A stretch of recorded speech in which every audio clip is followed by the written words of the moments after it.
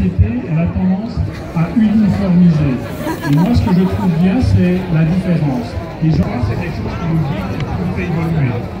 Mais il y a un autre mot que j'aimerais dire. Ça pour l'exiger. Et vous avez, quelque part, à travers des manifestations comme celle-ci, une mobilisation des gens pour qu'on reconnaisse la différence. Et non, je ne parlerai pas. Est-ce qu'on m'entend?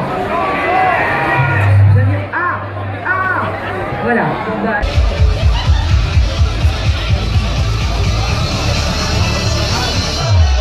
Dans ce genre d'événement, il faut quand même au passage remercier les institutionnels, comme la ville de Genève, qui a permis aussi que le Mad Pride puisse se faire et qu'on puisse être ici sur la plaine de Plainpalais. Merci à eux. Merci, bravo. Quand même, moi il faut que je te remercie aussi. Oh. Sans la Mad Pride, on n'aurait pas travaillé ensemble. Merci Olivia. Merci Serge. Ouais. Et puis alors, écoute, franchement, on va pas faire long, je vous le promets. Mais si on prend pas un petit moment à consacrer aux VIP, ils vont être tristes et désolés. Alors on va leur laisser une petite place, ça va être court. J'ai juste envie de donner mon émotion maintenant. On a imaginé ça il y a 1 année et demie, et puis aujourd'hui, on est face à quelque chose qui est beaucoup plus loin que ce qu'on a imaginé. Et moi, il y a 2-3 images que je veux dire. C'est l'émotion de voir des gens, des usagers, des patients qui sont là, qui ont joué sur leur propre image, qui ont mis de l'ironie, de l'humour, du second degré, du 3e degré. Et ça, je trouve extrêmement fort. Puis la deuxième, c'est la joie. Il y avait une joie dans ce cortège, une euphorie, qui est bien loin des images qu'on a de la santé psychique. Voilà. Donc merci à vous. Merci à nos amis romans de s'être déplacés plus assez loin, plus les Parisiens et les Bretons dont on a parlé. Je vais vous faire un petit texte, mais on sera, je pense, tous les 3 temps rapides. En tout cas, moi, je serai rapide. Alors, je ne sais pas si vous avez vu sur une des pancartes, c'était marqué « Bienheureux les fêlés, car ils laissent passer la lumière ». C'est une phrase Michel Audiard. Je pense qu'elle est au cœur de notre démarche. Il n'y a pas les fous et les autres, il n'y a pas les malades et les gens sains, il n'y a pas les fêlés et les bien-pensants, il y a nous. Nous tous, un jour ou l'autre, sujets à des aléas de notre quotidien, deuil, séparation, crise, etc. Ça fait partie de nos existences. Ces aléas peuvent susciter des troubles chez chacun d'entre nous, sains, bien portants ou dits malades. Ils demeurent la plupart du temps à un stade bénin. Ces aléas sont aussi source de créativité, on l'a vu aujourd'hui, de ce brin de folie qui mène à l'altérité, à l'autre, à la différence. La méconnaissance des souffrances psychiques, notre défiance et nos craintes, surtout dans le grand public, provoquent trop souvent une stigmatisation et une mise à l'écart. Elle empêche de partager les difficultés, elle génère un sentiment de rejet qui provoque un repli et renforce la maladie. Ce cercle vicieux retarde trop souvent l'accès aux soins et aux programmes d'insertion des personnes fragilisées. Ce soir, le concert de ce soir et la Mad Pride sont le point d'orgue des festivités anniversaires des 40 ans de trajet qui se sont déroulées depuis plus d'1 mois. Vous l'avez vu à Genève et sur les réseaux sociaux.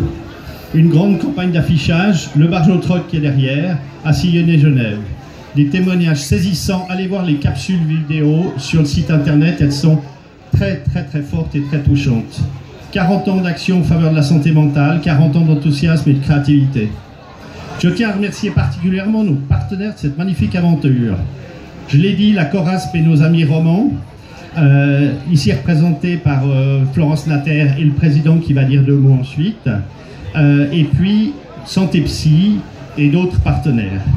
Je remercie aussi particulièrement Jean-Michel Aubry et les HUG. On s'est vus, on a parlé de notre projet et dans les 8 secondes on était d'accord. Il y a eu un enthousiasme immédiat alors que on jouait assez fort, on était assez provocateur et on ne savait pas quel serait l'écho du public. Voilà, alors, et puis vous avez ici en la personne de Jean-Michel Aubry qui va prendre la suite du discours, une guest star qui va jouer de la batterie dans un groupe un peu plus tard dans la soirée. Voilà, ainsi que les institutions genevoises évidemment qui sont toutes présentes sur place. Voilà, j'ai certainement oublié quelques institutions, quelques collègues qui me pardonnent, j'espère. C'est toujours difficile ce genre de liste. Alors ce soir, place à nos grains de folie, à notre convivialité gage d'inclusion, place à la créativité la plus débridée et la plus fêlée. Je termine par remercier les gens qui se sont exposés. Je pense aux capsules vidéo et aux images, aux affiches que vous voyez derrière. Il faut du courage pour être en ville de Genève sur les affiches de 2 mètres par 1.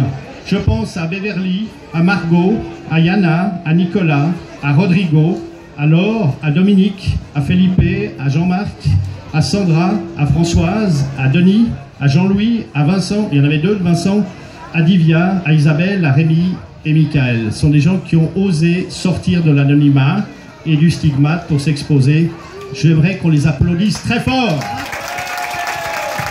Merci. Merci, merci Michel. Là, on me dit on va aller voir le docteur. Alors j'arrive dans une salle, il y avait un monsieur comme ça qui m'attendait. Il était fatigué, alors je l'ai emmené à la montagne. Et là, il a pris un couteau, il m'a dit qu'il était triste et qu'il voulait mourir. Un canard avec un couteau suisse. Oui, et après mon canard, il est parti pour réfléchir. Et moi, j'ai peur, j'ai cru qu'il était pendu. Mais en fait, il n'était pas pendu, mon canard. Il était avec une dame et il était parti skier. Très bien, madame, merci. Elle dit à Sonia, donnez un Kleenex à madame. Écoutez, madame, très bien, je crois qu'il faut que vous alliez voir mon collègue, monsieur Dupont. Je dis, ah, très bien, très bien.